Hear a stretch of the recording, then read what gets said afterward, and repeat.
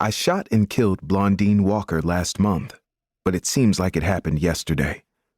I still couldn't believe I had actually took somebody's life, especially since death had caused me so much grief.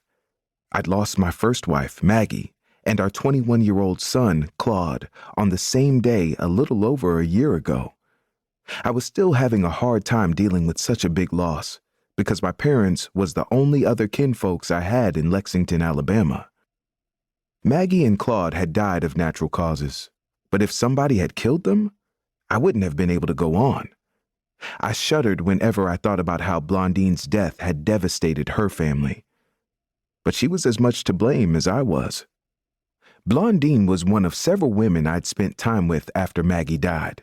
She'd refused to accept the fact that I'd ended my relationship with her to marry Jessie Tucker, a widow who had been Maggie's best friend, and a good friend to me for more than 20 years. Jessie was a fine specimen of a woman with a well-proportioned, petite body and a cute face. Her copper-toned complexion was flawless.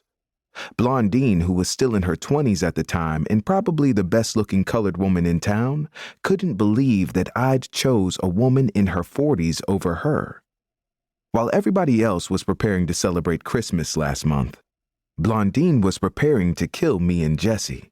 She had been bad-mouthing us all over town and harassing us whenever we bumped into her in public ever since me and Jessie got together. But her plan had backfired.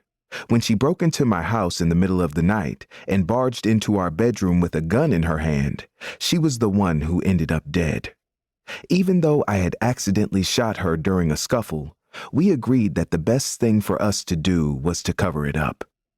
We'd put Blondine's body in the woods, where a maniac had dumped 5 other colored women he'd killed in the last year. Since everybody assumed he had also killed Blondine, me and Jessie didn't think anybody would have a reason to suspect us. We tried to go on with our lives like nothing had happened. It wasn't as easy as we thought it would be, though.